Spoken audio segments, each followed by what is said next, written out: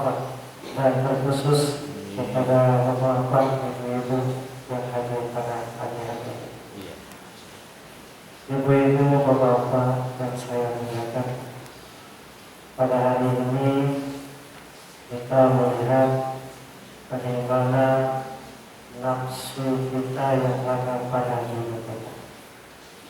Karena Allah Subhanahu wa Ta'ala juga berfirman dalam surah Al-Ghashiyah yaitu ayat 40-41, katakan wa amma man khafa maqama rabbih wa nahaa nafsa 'anil hawa fa innal jannata hiya al-ma'wa. Juga Allah membicarakan tentang nafsu. Apa kata Allah? Wa amma man khafa, adapun orang-orang yang takut kepada yaitu kebesaran Allah, makam Allah, wa nahaa nafsa, menahan ia akan dirinya, akan nafsunya daripada hawa keinginan. Fa innal jannata, sesungguhnya surga itu ialah tempat kita Tuhan. Bapak Ibu yang saya muliakan, di dalam kalimat yang atas tersebut wa nahaa nafsa, maka Abria menjelaskanlah kepada kita lewat makalahnya. Ini saya akan menyampaikan ucapan ini menyambung daripada ucapan daripada Alhamdulillah dan kita sangat kagum yang berikan judul nafsu. Kalau kita baca daripada ini makalah, yaitu nafsu disebut dengan ruh hewani, penyebab kita hidup dan berpanca indera. Nafsu ini adalah tersusun daripada tubuh dan nyawa. Sebelum pada tubuh dikatakan nyawa, dan setelah ada tubuh dikatakanlah ia nafsu. Inilah yang harus kita tahu. Kalau sudah kita mengerti tentang nafsu, artinya diri kita, siapa kita, maka kita tahu bagaimana kejahatan yang ada pada diri kita. Sebelum ada pada tubuh kita namanya ruh, yaitu yang berada pada Allah. Waktu akhir juga kembali kepada Allah. Innalillah, dikatakan mana rohnya kembali kepada Allah. Dulunya asal daripada Allah, kembali kepada Allah. Maka setelah dia Allah berikan kepada kita dalam tubuh kita masih ada ditiupkan, maka di situ mulai dikatakan yaitu nafsu. Jadi gabungan antara nyawa dan tubuh dikatakanlah nafsu. Gabungan daripada ruh dan tubuh dikatakanlah nafsu. Masa sebelumnya dikatakan roh, masuk dalam tubuh dikatakan nyawa, setelah dia itu bergerak dan berjalan, maka dikatakan itu nafsu. Itulah kita yang membuat diri kita bisa jatuh dan bisa tidak jatuh, bisa selamat dan bisa tidak selamat, sesuai dengan nafsu yang ada pada diri kita. Kemudian nafsu yang dimaksud ialah yang diciptakan dari air, api, angin, tanah. Di dalam tarikat, dia sudah paham, itu bahwa air dijadikan betulah, kata yang tarikat syafa'nya. Kemudian angin dijadikan urat, katanya. Kemudian tanah dijadikan kepada kayu. Maka terbentuklah tubuh kita. Ini air, api, angin, tanah. Pada diri kita tulang, darah, aurat, dan kayu. Itulah jadilah dikatakan jasmani, tubuh kita, tubuh kasar, jisim. Itulah asal daripada tubuh zahir kita. Kemudian nyawa juga mempunyai sifat, dikatakan dengan alam amri. Alam amri yang berada di dalam batin juga. Ini di dalam tarikat juga dikatakan ada yaitu qalbi, qalb, ada namanya ruh, ada namanya sir, kafi, akhfa. Kalau dalam tarikat dikatakan di bawah, yaitu susu yang di bawah dikatakan sir. Dari katakan qalb, itu qalb hati. Itu setelah dia ada qalb, maka ada ruh di atasnya. Kemudian sir sebelah kanan. Kemudian khafi di atasnya sebelah kanan. Kemudian di tengah-tengah terdapat itu akhfa. Jadi itu dikatakan alam amr, penciptaan, yaitu ruh batin kita, tubuh batin kita. Jadi kalau sudah tahu kita yang ini dasar tubuh kita yang apa, dan yang ini asal kita yang kedua. Jadi yang kembali itu tuh yang di dalam, yang di luar ini kembali kepada tanah, dan yang di dalam kembali kepada Allah. Itulah yang nanti mempertanggungjawabkan perbuatan yang telah dilakukan oleh zahir tubuh kita. Itu yang kita pertanggungjawabkan. Maka oleh orang-orang tarekat, di pandangan tarekat, maka orang tarekat nafsu itu dibagilah tingkatan nafsu yang ada pada setiap diri kita. Itu ada nafsu-nafsu. Yang pertama namanya yaitu nafsu amarah. Dalam Al-Quran yang jelas dikatakan itu ada itu keempat. Tapi itu para ulama ditambahkan menjadi yang 7. Yaitu yang pertama nafsu amarah. Terdapat di dalam surat Al-Yusuf. Surah Yusuf, saat itu Sulaika bergila-gila kepada yaitu Yusuf alaihissalam. Maka kata Allah Subhanahu wa ta'ala, inna nafsa amaratun bisu illa ma rahim rabbi inna rabbi ghafurur rahim. Di dalam surah Yusuf ayat yang ketiga, kata Allah bahwa sesungguhnya nafsu itu amarah, nafsu amarah bisu, nafsu yang selalu mengajak kepada keburukan. Ini nafsu amarah. Kalau nafsu amarah sifatnya dia tidak ada untuk akhirat. Nafsunya cuma untuk dunia semata, untuk keperluan dirinya, untuk kepentingan yaitu tubuh kasar. Ini namanya nafsu amarah. Sifat daripada nafsu amarah, mata, telinga, kaki, semua yang ada pada di situ berkeinginan untuk kesenangan dunia semata-mata. Setelah dia selalu mengajak, sebagaimana Zulaika mengajak, yaitu Nabi Yusuf dengan tergila-gilanya, diajaknya tidak melihat kepada kiri kanan, yang penting nafsunya tercapai. Tetapi Allah melindungi Nabi Yusuf alaihissalam. Itu yang dijelaskan dalam Al-Quran.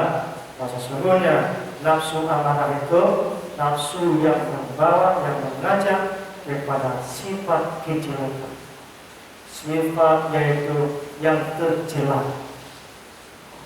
Kecuali bahwa sesungguhnya Allah itu yang telah memberi rahmat, telah memberi kasih sayang kepada nafsu-nafsu. Inna Allah, sesungguhnya Allah itu ghafurur rahim. Inna Rabbi ghafurur rahim. Sesungguhnya Allah Ta'ala itu sangat pengampun dan sangat penyayang. Itu yang terdapat dalam surah Yusuf 53. Yang kedua, dijelaskan oleh para ulama lagi, nafsu lawamah. Yang kedua yaitu nafsu lawamah. Nafsu lawamah didapat dalam surat Qiyamah ayat kedua. Wala uqsimu bin nafsi lawamah. Allah bersumpah, aku bersumpah kata Allah, bin nafsi lawamah, yaitu dengan nafsu yang berlahap, yang memakan saja untuk yang sudah yaitu sifatnya lawamah, dia yang telah ada tahu tentang kebaikan, tetapi dia tetap melakukan kejahatan. Dia dah tahu Allah itu memberikan siksaan, bahwa dia tahu bahwa supaya itu wajib, puasa itu wajib, tetapi dia tidak mau melakukan. Alasan demi alasan yang dia katakan. Ini namanya nafsu lawwamah. Inilah semua ini orang yang sudah tahu tentang kebaikan, tetapi tidak mau melakukan kebaikan. Ini kebanyakan kita. Ini kebanyakan kita kemungkinan. Tapi kalau majelis kita, alhamdulillah kita tetap melakukan kebaikan. Di majelis lain, artinya majelis yang bukan pengajian, dia suka kepada kejahatan walaupun dia tidak tahu bahwa sembahyang itu wajib, tahu dia, azan berkumandang terdengar dia, tetapi ada sifat khasli, sifat bahas, ada sifat futur di dalam jiwanya, tidak mau untuk melakukan kebaikan. Ini sifat lama. Kalau ada yang demikian berarti pada diri kita atau saudara kita, maka kita tahu bahwa nafsunya bersifat lawwamah. Kemudian yang ketiga, nafsu mulhamah. Mulhamah, nafsu yang telah diilhamkan, yang telah dicerahkan oleh Allah sedikit tentang kebaikan, yang telah dia lakukan kebaikan-kebaikan, yang telah dia kerjakan apa yang disuruh oleh Allah, tapi masih ada sedikit, yaitu kadang-kadang kesombongan, kadang-kadang yaitu kemarahan, masih ada. Jadi kalau tingkat pertama dan tingkat kedua itu banyak melakukan sifat-sifat yang mazmumah. Nah, singkat yang ketiga ini, orang yang telah diberikan ilham, lah mulai dia melakukan kebaikan-kebaikan, sudah takut dia melakukan kejahatan-kejahatan. Walaupun ada sifat itu kesombongan sedikit ataupun kemarahan pada dirinya, tapi dia sadar bahwa itu semua adalah pemberian daripada Allah. Kekuatan yang dia lakukan beribadah, dia sadar, tetapi belum ada sifat itu habis daripada batinnya atau badannya. Ini sifat daripada malhamah. Orang yang masih dicampuri dengan sifat-sifat keraguan. Kemungkinan kita berada pada yang kedua dan yang ketiga. Kemungkinan kita berada pada poin ketiga. Kalau yang kedua, alhamdulillah tidak ada. Yang ketiga ini kemungkinan. Karena kita masih ada marah, masih ada mensombongkan diri. Walaupun nanti kita sadar, ini sifat yaitu malhamah. Mau dia melakukan kebaikan, jika dia mau pergi mengaji, tetapi nanti ada kesombongan pada dirinya bahwa dia yang sering datang mengaji, itu kesombongan. Jadi sedikit saja itu kita mengatakan kita pada diri kita tidak mendahului dengan ucapan insya Allah, masya Allah, alhamdulillah. Bila mana kita tidak mendahului dengan kalimat-kalimat Allah, maka kita tergolong pada orang yang sombong. Alhamdulillah, nah, dengan izin Allah kami dapat melakukan, yaitu beribadah melalui pengajian, masuk ke dalam masjid, dapat melakukan yaitu salat sunat tahiyat masjid dan yang lain bacaan Al-Quran. Dengan dalil alhamdulillah, dengan izin Allah, insya Allah. Itu orang yang selalu mengikuti pengajian. Dia banyak menyebut permulaan perkataan dengan ucapan-ucapan yang baik, memuji-muji Allah. Sebelum kita memuji diri kita, puji Allah. Alhamdulillah, karena Engkau aku bisa dapat melakukan ini. Alhamdulillah, karena bantuan Engkau ya Allah, saya dapat mengerjakan sesuatu. Itu kalau orang yang sering dalam pengajian. Bapak Ibu yang saya muliakan, nafsu mulhamah ini terdapat dalam surah Asy-Syamsi. Surah Asy-Syamsi ayat ke-8, kata Allah, "Falhamaha fujuraha wa taqwaha, qad aflaha man zakkaha, wa qad khaba man dassaha." Ya Allah mengatakan falha, maka aku ilhamkan akan nafsu. Apa diilhamkannya? Yaitu keburukan dan kebaikan, ketaatan dan juga ketidaktaatan. Maka semuanya pada aflah, maka sungguh beruntunglah orang yang mensucikan dirinya, dan sangat merugilah orang yang mengotori dirinya. Ini kata Allah Al-Quran surah As-Safi ayat yang ke-8. Itu menyatakan bahwa sifat berhala ini ada dua pada dirinya, yaitu tapi banyak melakukan kebaikan, banyak dia melakukan kebaikan-kebaikan, baik itu di dalam hubungan dengan Allah ataupun hubungan dengan sesama, tetapi ada masih sifat keraguan pada hatinya. Kemudian yang keempat, di nafsu yang keempat seperti ayat yang kita bacakan tadi, bacakan oleh Abu Ya kita. Bismillahirrahmanirrahim.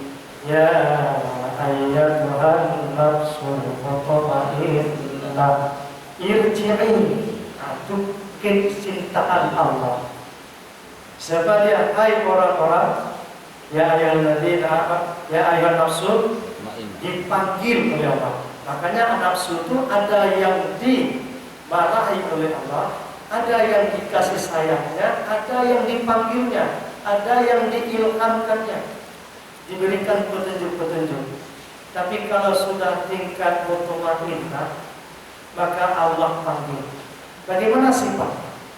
Katakan oleh Abu, sifat daripada orang-orang yang telah mendapatkan mutmainnah, tidak ada keraguan. Itu sifat. Tidak ada keraguan di dalam dia melakukan kebaikan. Tidak ada keraguan di dalam dia menegak kejahatan. Dan tidak ada keraguan di dalam melakukan apapun itu baik, maka dia lakukan. Hatinya tidak goyah. Kemiskinan, kekayaan tidak ada padanya. Karena dia telah tenang, mutmainnah. Ala bizikrillahi tatma'innul qulub. Tahuilah ketentraman jiwa itu dengan mengingat kepada Allah. Tidak, orang yang mutmainnah ini dia yang sering berzikir, hatinya tentram dengan berzikir. Makanya kalau dalam tawajuh dikatakan pada akhir daripada bertawajuh, maka Ibu Khalifah katakan, ya ayyatuhan nafsul mutmainnah irji'i ila rabbiki radiyatan mardiyah fadkhuli fi ibadi wadkhuli jannati. Begitu panggilan. Kenapa? Karena dia lebih kurang itu 15 menit ataupun 20 menit dia bersama dengan dia mursyid, dia berzikir. Setelah dia lakukan adab-adab zikir, lalu dia zikir lagi. Zikir di kamar, zikir di sir, zikir di kafe, zikir di afan, maka dia berzikir. Maka pada saat itu dia tidak terasa lagi dan tidak teringat lagi selain daripada zikir. Maka orang itulah dipanggil setelah akhir daripada tawajuh, ya ayyatuhan nafsul mutmainnah. Disinilah pertempatan tempatnya nafsu mutmainnah pada orang-orang yang hatinya selalu berzikir.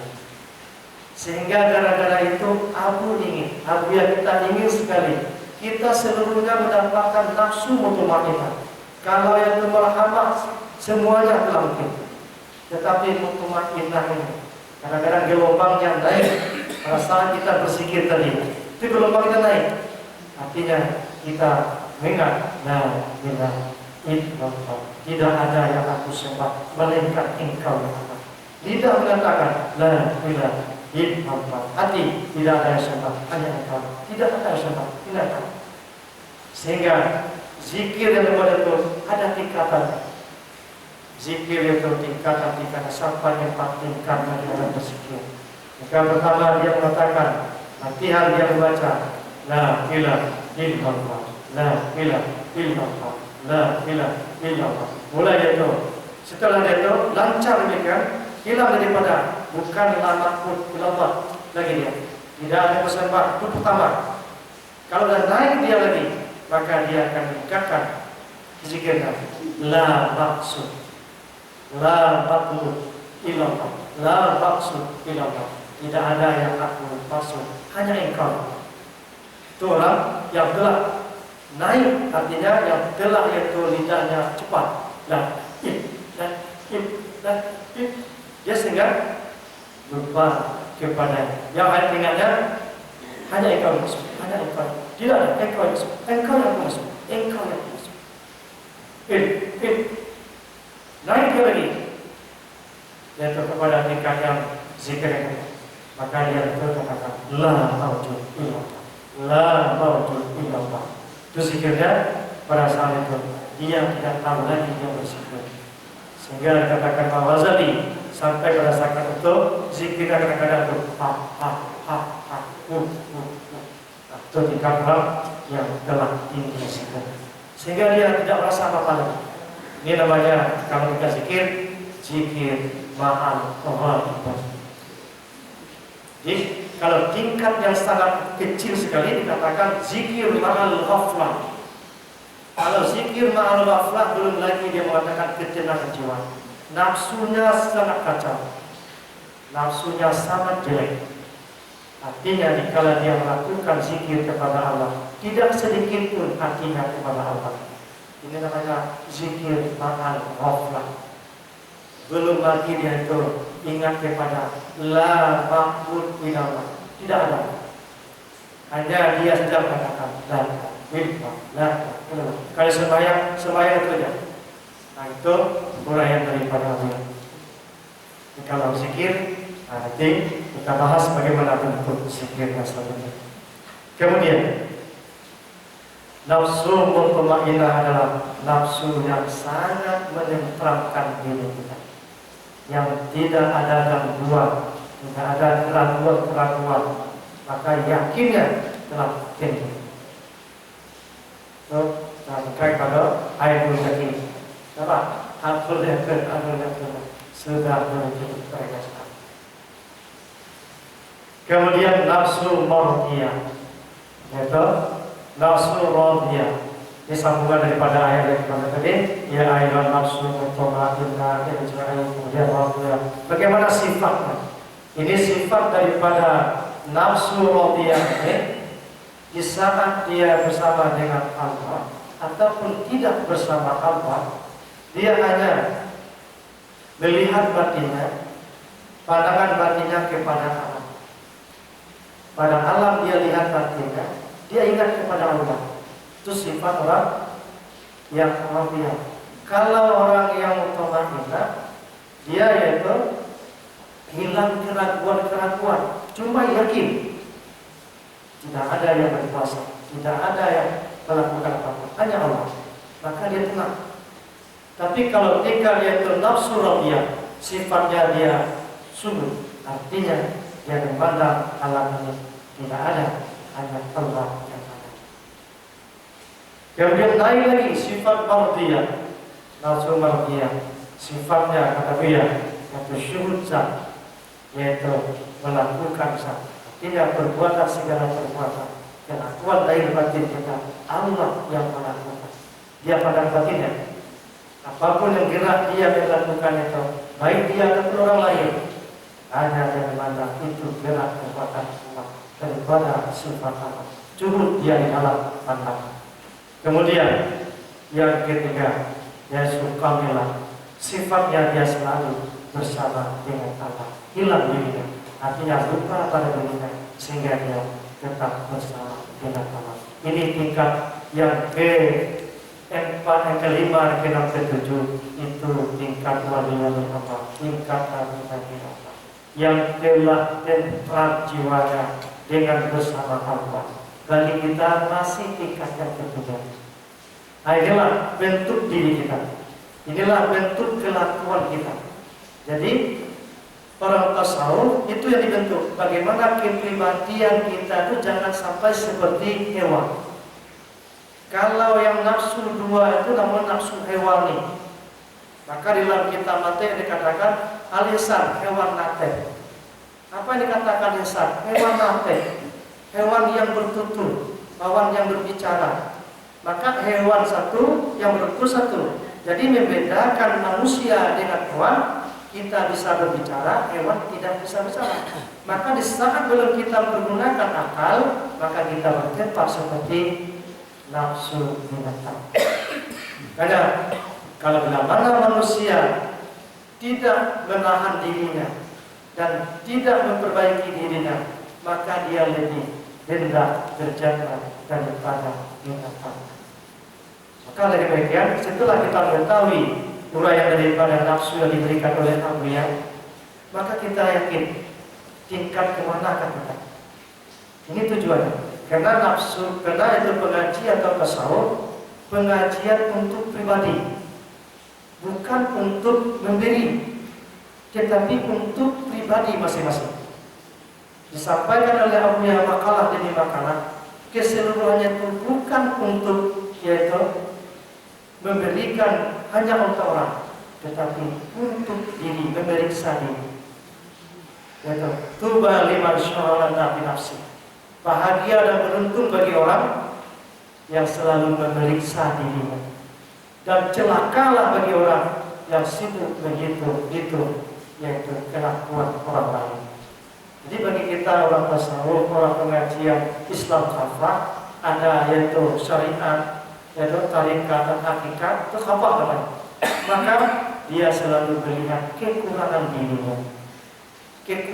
dirinya, kelakuan dirinya, sifat dirinya, artinya nafsunya yang serba berkekurangan. Itu yang dia perbaiki, itu yang dia tinjau setiap hari.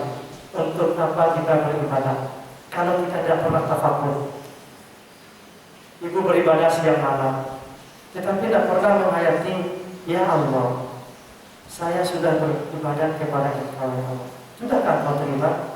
Bukan itu yang kita tanyakan. Ya Allah, ya Tuhanku, saya beribadah ini, ya Allah, sudahkah betul? Nah, sudahkah betul yang saya lakukan? Itu yang kita tanyakan. Kita periksa kepada diri kita. Itu namanya memeriksa nafsu. Kadang-kadang kesalahan kita pada itu, kadang-kadang kesalahan diri kita pada berpakaian, kadang-kadang kesalahan diri kita tentang yaitu suci diri kita, badan kita. Kadang-kadang kesalahan kita pada dalam salah, kadang-kadang kesalahan kita dalam bacaan-bacaan salah. Jadi maka setiap saat, setiap kita melakukan sesuatu berpikir atas kekurangan kita. Pada hari ini ya Allah, saya dapatkan itu 2 rakaat, tapi apakah itu betul ya Allah? Maka kita ada selalu waspada. Maka kewaspadaan kita, keberhati-hatian kita, maka nafsu kita terjaga. Adalah nafsu kita jangan sampai sudah naik turun kembali. Harus dijaga dan harus diperhatikan agar nafsu kita tidak jatuh. Hari ini kita melakukan beribadah, apa yang kita periksa? Ya Allah, wudu telah selesai ya Allah. Kemudian pakaian yang syar'iyah sudah ya Allah. Bacaan saya ya Allah masih ya Allah. Masih kita bertanya kepada diri kita. Ya Allah, saya bacaan sudah bagus ya Allah. Ya Allah, yang kekurangan saya hati saya ya Allah. Amal tasawuf, hati saya ya Allah. Berikanlah ketetapan untuk mengingatkan.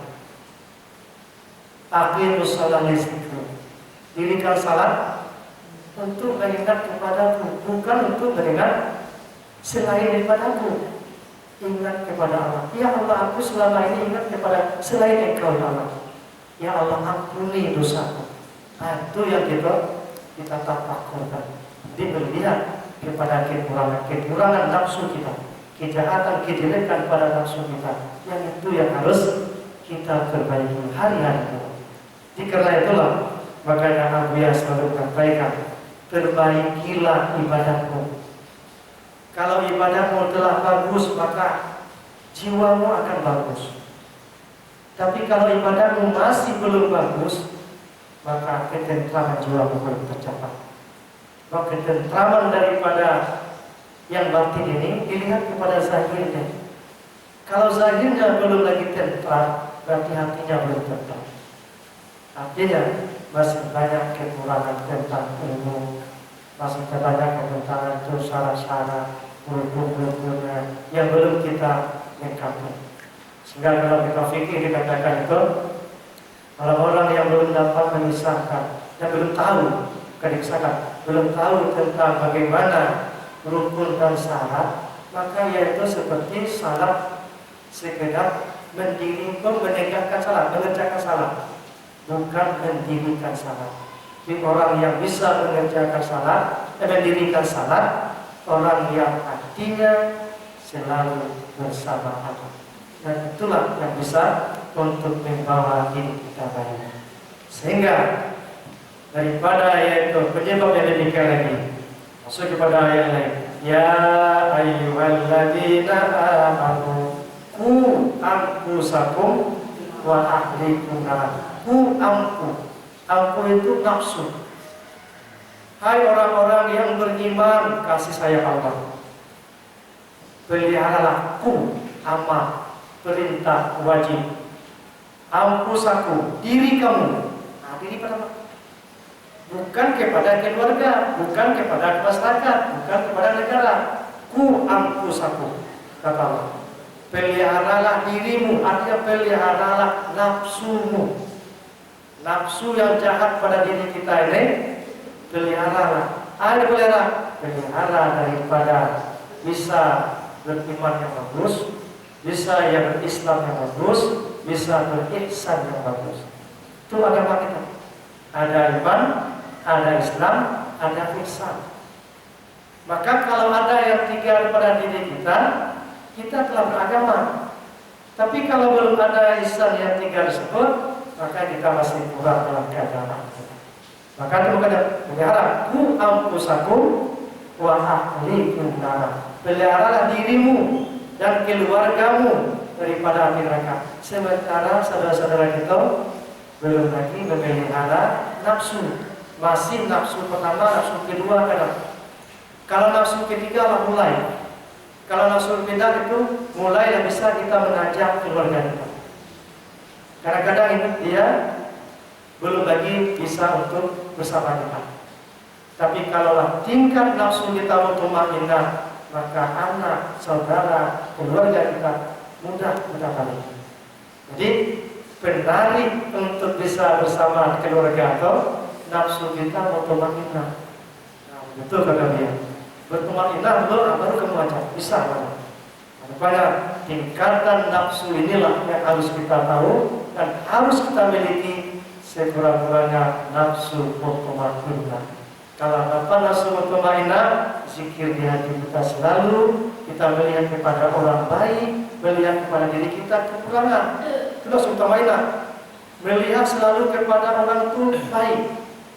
Baik atau hidup baik dia akan lakukan ataupun buruk dia lakukan. Hati kita malah tetap baik. Misal ibu melakukan kejahatan, bagaimana saya mandang? Baik. Karena dia melihat kepada qadar baik dan qadar buruk datangnya dari Allah, dia pandang itu. Jadi dia melihat kepada kebaikan, dia melihat kepada rukun yang hebat. Baik dan buruk datangnya dari Allah. Maka kalaulah baik buruk datang daripada Allah, adakah buruk? Tidak lagi. Maka orang yang mutmainnah itu bisa menarik kita kepada kebaikan. Astaghfirullah Rabbal baraya.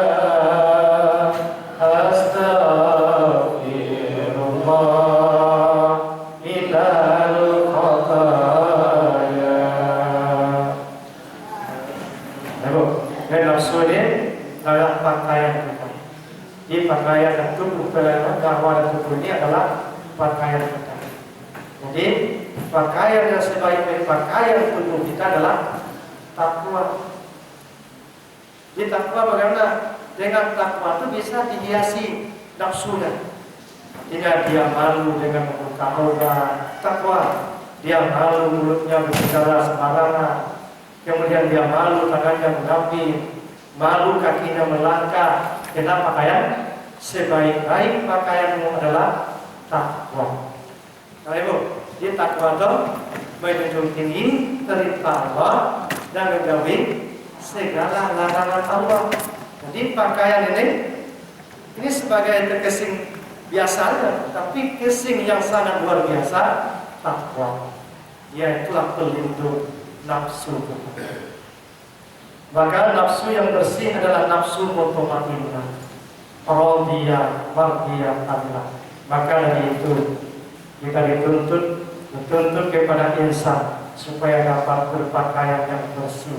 Artinya nafsu yang bersih, yang tidak ada pada nafsu itu khabar-khabar nafsu. Khabar-khabar nafsu, keinginan nafsu kepada selain Allah. Bersih daripada itu. Ya, kalau nikah yang di bawah itu, dia masih membersihkan lahirnya. Tapi kalau kepada mutmainnah, dia telah membersihkan hatinya. Tidak lagi khatar-khatar, keinginan, hanya keinginan Allah kepada-nya. Keinginan yang berbagai-bagai, tidak ada was-was keraguan terhadap Allah dan Rasul pada berakhlak yang mulia. Tidak ada ananiyah wujud diri. Tidak ada mereka ini karena gara-gara saya, ini karena aku. Nah, di karena itu aku itu namanya ananiyah, wujud diri. Tahu ya, wujud diri kota syaitan, penghancurnya hidayah Rabbi. Hidayah Rabbi, artinya wujud diri kota syaitan. Yang menghancurkan kota syaitan itu hidayah Rabbi. Artinya zikir dan petunjuk Allah akan hancur. Dapat berakhlak mulia, tidak lagi wujud diri, maka akan zahirlah ma'rifat tauhid irfani. Tapi banyak perjalanan, jauh perjalanan kita masih untuk mendapatkan tauhid irfani. Tauhid tasawuf hanya untuk dapat memperbaiki nafsu, keinginan. Tapi kalau yaitu irfani, menghilangkan seluruh. Makanya keinginan dan perbuatan Allah itu tauhid irfani. Pada insan yang telah bernafsunya dan telah bersih nafsunya dari yang tersebut di atas, maka mudah baginya untuk melakukan taat kepada Allah di jalan istiqamah berakhlak mulia. Inilah makanya bisa kita taat itu bukan dikarenakan oleh apa-apa, tetapi karena nafsu kita sudah mulai ada petunjuk. Jikalau belum ada yang demikian, apa yang untuk itu? Walaupun bagaimana dimasukkan yaitu siraman rohani, bagaimanapun kita mengajarnya, kalau nafsunya masih nomor 2, nomor 1, sulit untuk kita mengajar. Makanya bagi kita melihat yang demikian bagaimana? Bahwa kita bukan melihat kepada dia, tapi kita melihat sebalik dia. Maka melihat orang yang jahat itu jangan kita lihat kepala kejahatannya. Dan tasawuf kita melihat sebalik itu. Artinya kita melihat kepada kenapa dia tidak mau melakukan kebaikan. Mungkin saja karena ilmunya belum ada, mungkin saja karena itu kelupaannya, mungkin saja itu belum ada hidayah daripada Allah. Maka sehingga kita bisa mendekatinya. Tapi kalau seandainya kita melihat orang yang jahat itu jahat, sehingga antara Islam itu berpecah. Tidak ada lagi al-Islamu kal jasad wahid. Ada lagi. Mudah-mudahan kita tidak seperti itu. Berakhlak yang mulia, mencintai Allah dan Rasul, artinya penuh dengan cahaya keduanya. Maka mudah baginya untuk melahirkan kebenaran baik pada dirinya dan juga kepada orang lain. Inilah tingkatan daripada nafsu yang harus kita bicara, nafsu yang harus kita perbaiki dengan sebaik-baik mungkin, agar seluruh apa yang kita lakukan diterima oleh Allah dan mendapatkan cinta kasih sayang Allah. Amin. Ya Allah. Baik saja, akhiri dengan pengajian ini di mana banyak kesalahan pengajaran. Mohon maaf Pak Ibu, karena saya hanya menyampaikan untuk makalahnya dia. Dan dengan makalah ini bisa kita petunjuk oleh Allah Subhanahu wa taala dengan berkat beliau. Mohon maaf, wassalamualaikum warahmatullahi wabarakatuh.